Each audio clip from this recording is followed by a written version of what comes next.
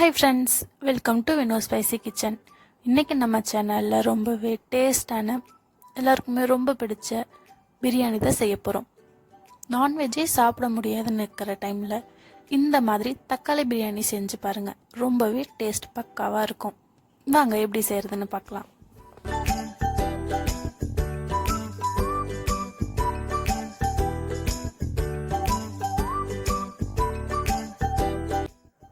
பாத்திரத்தில் ஆயில் சேர்த்துக்கலாம்.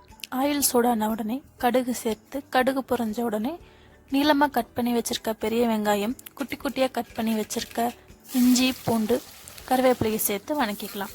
நீங்கள் இஞ்சி பூண்டு பேஸ்ட்டு கூட சேர்த்துக்கலாம்.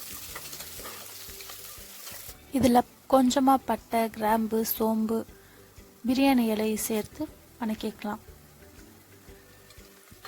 வெங்காயம் நல்லா வணங்கினதுக்கப்புறம் கட் பண்ணி வச்சுருக்க 3 தக்காளி சேர்த்து தேவையான அளவு உப்பு சேர்த்து வணக்கி மூடி வச்சுக்கலாம். ஒரு 2 நிமிஷம் மூடி இருக்கட்டுங்க. அப்போ தான் தக்காளி தோல் பிரிஞ்சு தனியாக வரும்.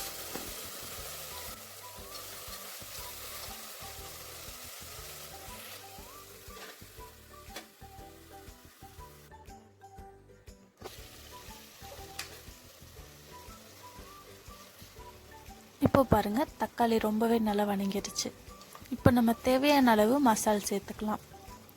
வரமிளகாய் பொடி 2 டீஸ்பூன், சிக்கன் மசால் பொடி, கறி மசால் பொடி 2 டீஸ்பூன் சேர்த்துக்கலாம். கொஞ்சமாக மஞ்சத்தூள் சேர்த்துக்கலாம். உங்களுக்கு இன்னும் ஸ்பைஸியாக வேணும்னா 1 டீஸ்பூன் மசால் எக்ஸ்ட்ரா சேர்த்துக்கோங்க.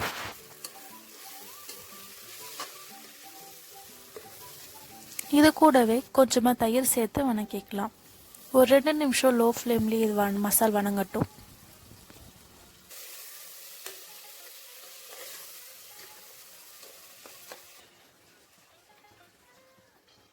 மசாலா அடி பிடிக்காமல் பார்த்துக்கோங்க. இப்போ இந்த ஸ்டேஜில் நம்ம ஊற வச்சுருக்க அரிசியை சேர்த்துக்கலாம். 1 கிளாஸ் அரிசிக்கு 2 கிளாஸ் தண்ணி சேர்த்துக்கிறேன். இப்போ குக்கரை மூடி வச்சு 2 விசில் எடுத்து வச்சுக்கலாம்.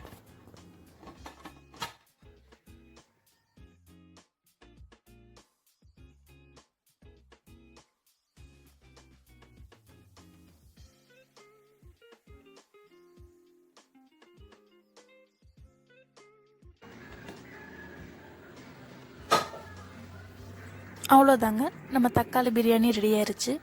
வாசனையே ரொம்ப நல்லா இருக்குங்க. கண்டிப்பாக இதை நீங்களும் உங்கள் வீட்டில் செஞ்சு பார்த்துட்டு கமெண்ட்டில் எப்படி இருக்குதுன்னு சொல்லுங்கள்.